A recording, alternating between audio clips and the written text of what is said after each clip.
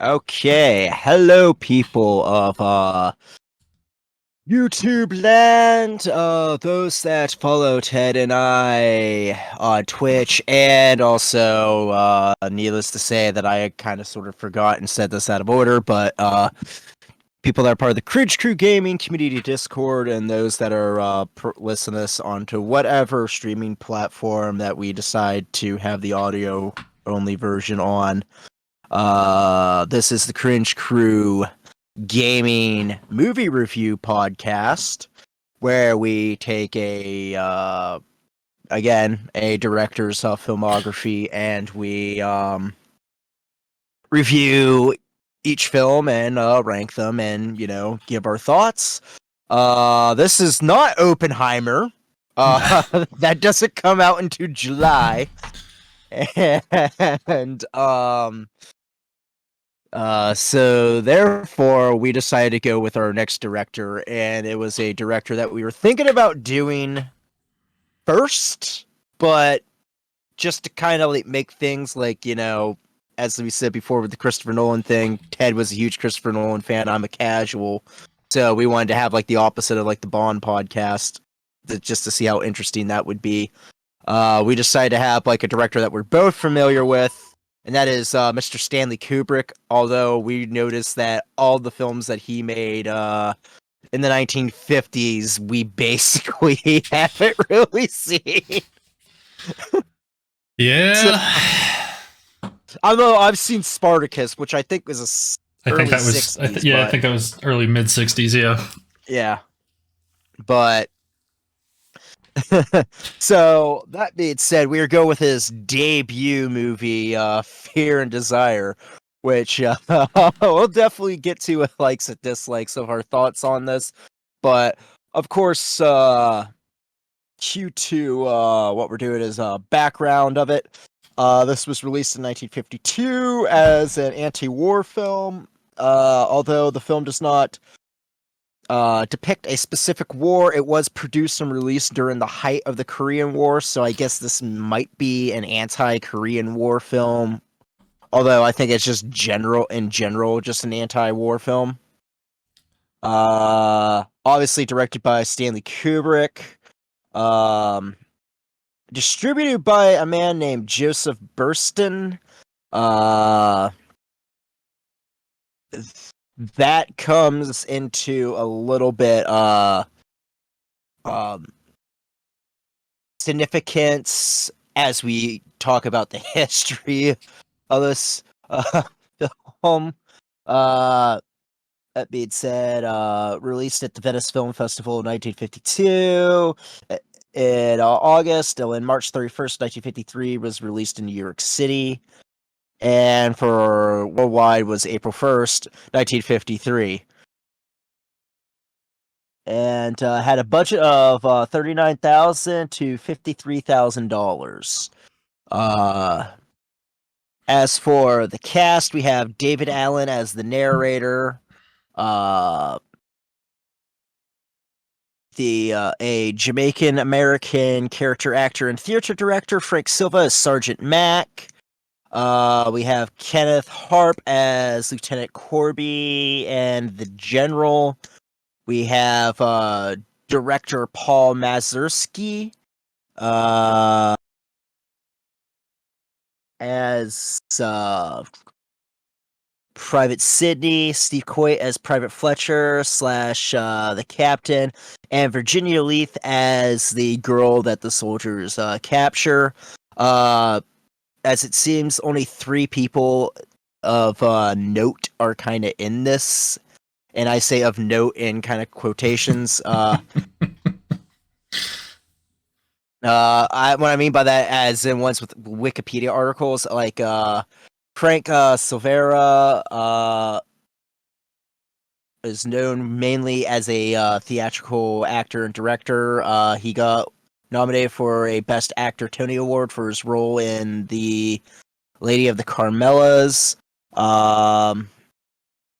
He also uh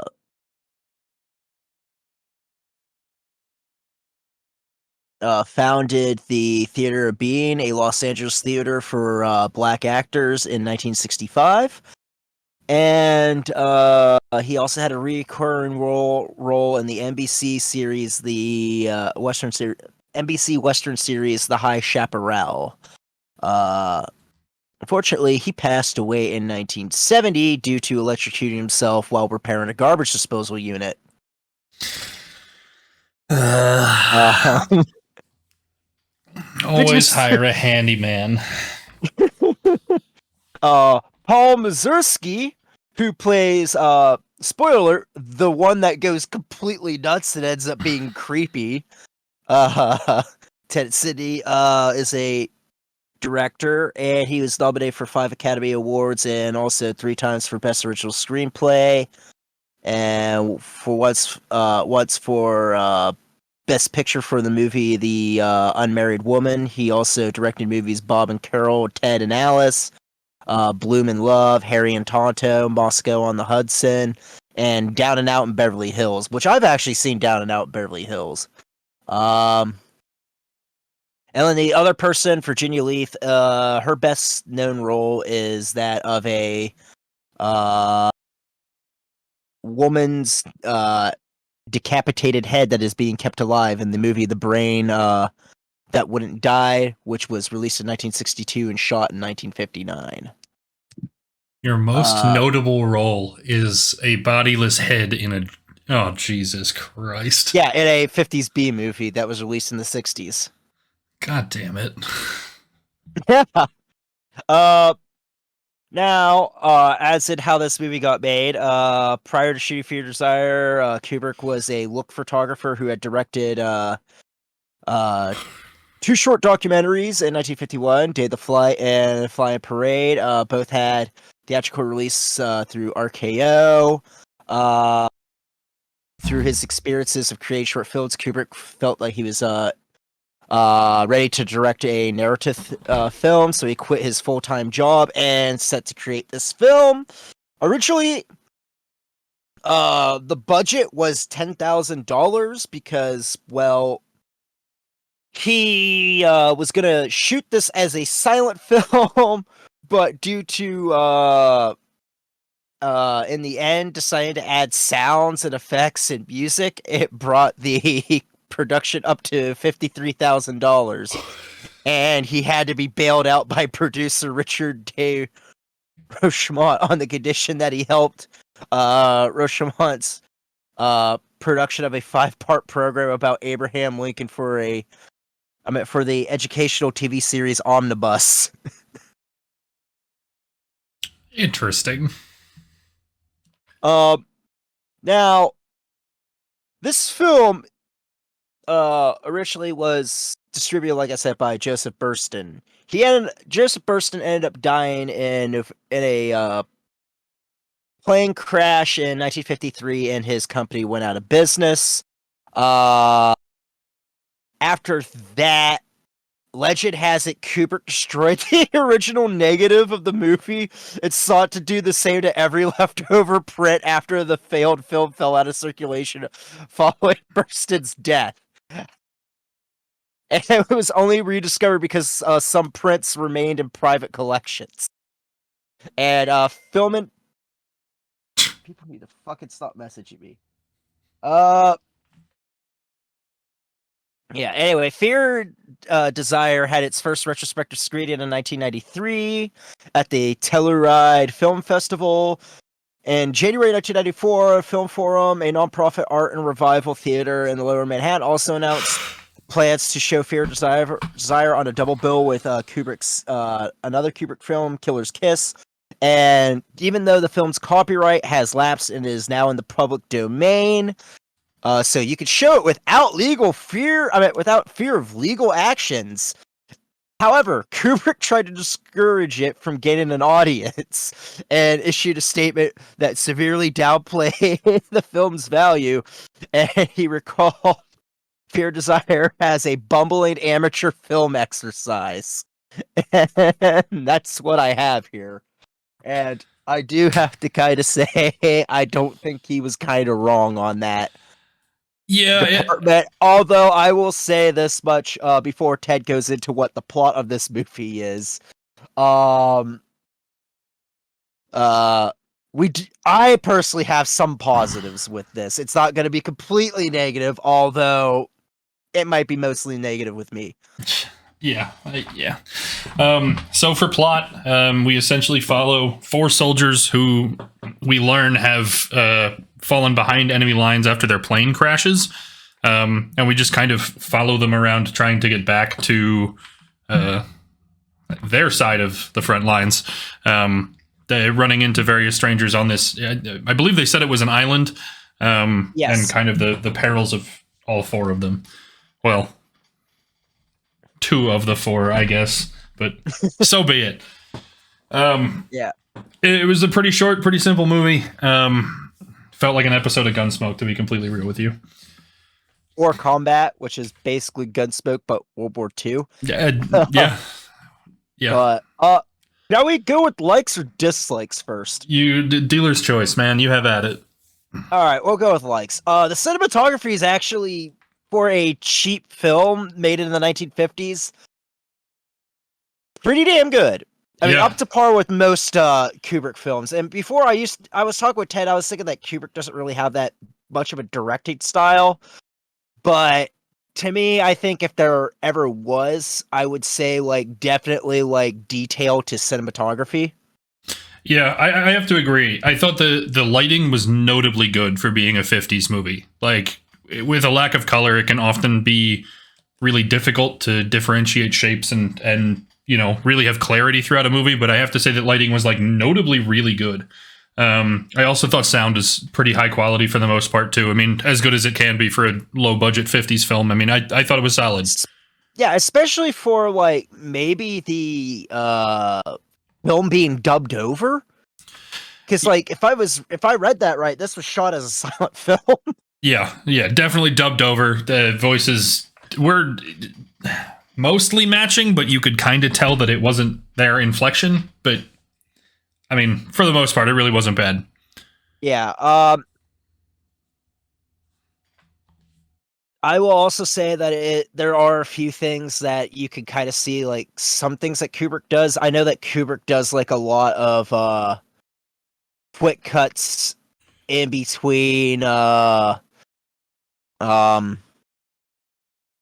close-ups, which I never really kind of noticed, but it's kind of like watching this film. It's just oh wait, no, this does seem very kind of Kubrickian in some aspects, but this is definitely someone's first movie, though. That means we'll go to negatives. Well, yeah, I just one. Got more positives. Yeah, I do want to say that there was commitment to characters, which I thought was pretty good. There's a lot of this movie that seems really haphazard, not to jump too far into dislikes, but all of the characters felt like they had a clear purpose from the very beginning.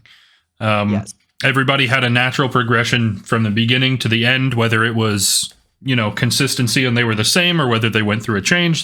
There was a very clear target for all of the characters, and I think they were all written well for that purpose. To transition then into dislikes, I just think the execution of that was pretty poor.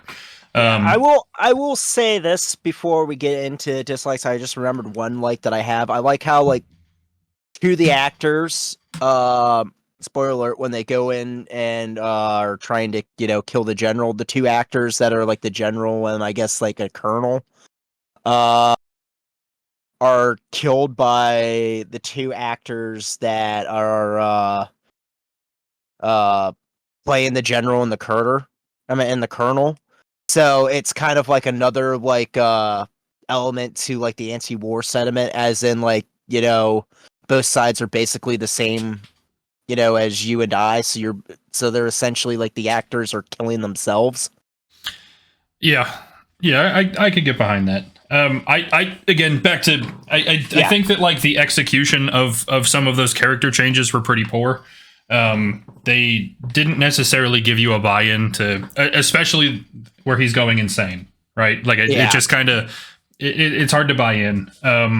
Especially since all of a sudden it is. I mean, you see that he's, kind of disturbed by, because they do like kill like a couple people beforehand, and he just sees like the he gets the flashbacks. He's hearing voices. He's he's replaying things. Like you can tell that it's going to happen, right? But like I just think the execution was shoddy.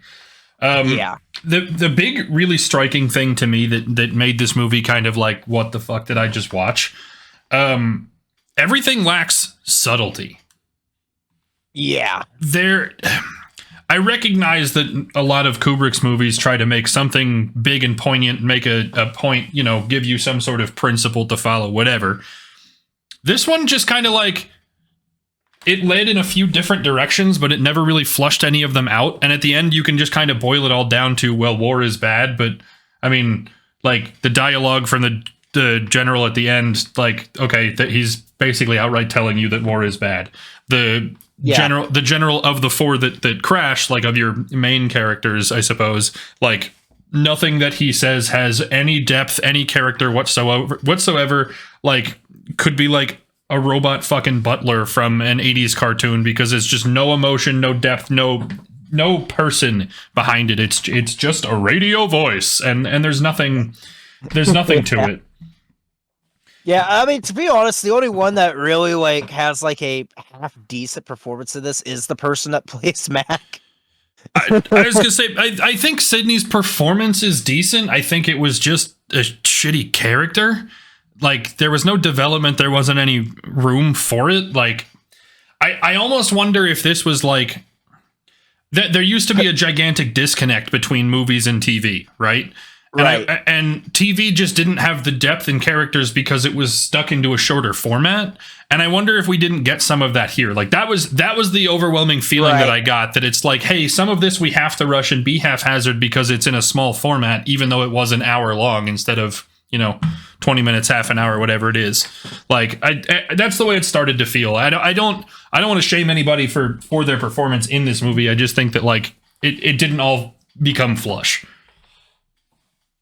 Yeah, I mean, I agree. Like a lot of things, especially with his character, does seem like rather rushed. Like there isn't really a hell of a lot of build up, especially like the uncomfortable scene with him and the girl. Like it just kind of it just like it's like at first it's like okay, it's like everything's fine, and then as soon as he's alone with her, it's just like yeah, that's the last thing on my list. Really, is there was some like. There was obviously a lot of misogyny. I mean, they very clearly all but scripted this woman to be an object. Yeah. And I get the idea was that he was going insane, but they literally made her tied to a tree, helpless. Like it was just a tool for him to use to go insane. But it just very, very misogynistic. Not at all like any sort of considerate towards women. The other part of this that kind of struck to me, I mentioned that there was like a couple different poignant points they could have made and paths they could have followed that just never flushed. Mac's character had a bit of like, I don't necessarily want to say toxic masculinity, but he had this like bloodlust for war almost. They didn't really fulfill it, but it was that same kind of, well, we're here to do a thing. I'm going to go kill the general. I don't care if you come with me or not. I'm killing that guy. And it also led him to his death. Like, yeah, and they also, at least, I mean, he does have like a monologue that kind of explains like why he has that, because he feels like he has to do something with his life, and he thinks that will give him meaning. Right, but even with that monologue, though, it's still the same idea. Like it was a half-baked idea. It didn't flush out. It didn't fully build the character, even with that monologue. Like, explanation's great, execution, yeah. I'm sorry that we don't really have much to really talk about, but like, I mean, it was a really short film, and there was no like I said, it not having depth makes it hard to like really break things down here. Like it just kind of was what it was at a surface level. I feel like you're going to get more out of this movie watching it for an hour than hearing us talk about it, because there's nothing to break down. There's nothing to explain. Like it just kind of existed. It's also kind of a little bit of a jumbled mess. To some extent, yeah. Like, there's so many ideas that you kind of could see like this movie could have been like good, but like It just fell short, and you could definitely tell like where it fell short. And the weirdest part to me, I think, is that like of everything that they were going for, I feel like the thing it did the least well was be anti-war. You know, like there's things about it that came from the war, yes, but there's nothing about it that explicitly says this is because of the war. Like it never really makes its point as being anti-war. But Yeah, I mean, I agree. It just seems like it's just like, no, this is just the war that's there. right, it leads some of those half-flushed ideas, but never really like makes its own point. But all in all, I don't think this was an awful movie. Like, No, I mean, no, this is not. This is by far not one of the worst movies that we've seen when we were doing these. Right. I mean, we're not saying that this is Casino Royale '67. Right. This. I mean, like, I won't say that I regretted watching it. Like, it wasn't necessarily enjoyable, but I'm not miserable to have seen it. I think this is a decent place to pick up for Kubrick's first movie before we get into like, you know, more thoroughly developed things. I don't have a whole lot of complaints. Yeah, I mean, to be honest, like, it's crazy to think that the person that directed this directed 2001: A Space Odyssey, Barry Lyndon, The Shining. Yeah, I'll be very interested. I'll be very interested to see how it develops. You know, I guess I can see the similarities between some of those films. Like, I kind of get it, but also like I want to see how we get from point A to point B. I mean, I will say this though, like a little bit of a spoiler thing. I could see this being definitely the same director that made Eyes Wide Shut. But I don't blame Kubrick for Eyes Wide Shut. The source material is not that great. So yeah, fair enough.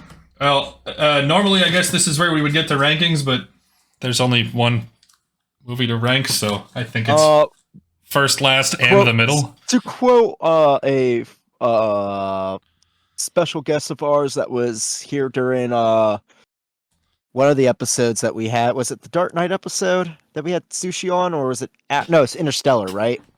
Yeah. Okay. Yeah, still better than the Dark Knight.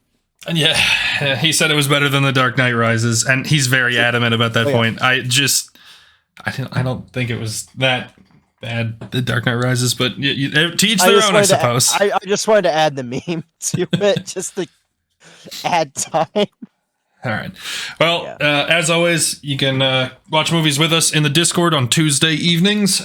Stallman usually posts in the community events. You can subscribe to the roll so that you can get notified with an @ every time that we're planning on watching a movie. By the time this airs, we'll remember to add the community events thing on there. Yeah, you know, it is what it is. Yeah. Anyway, we'll still be on Kubrick movies for quite a bit. By the time this airs, we'll be a few movies ahead, but we might start bringing it into ones that people actually recognize. So that'll be a pretty cool thing for you. Anyway, as always, you can check us out on Twitch, Stallman at Traductus, myself at Ted Green Eagles.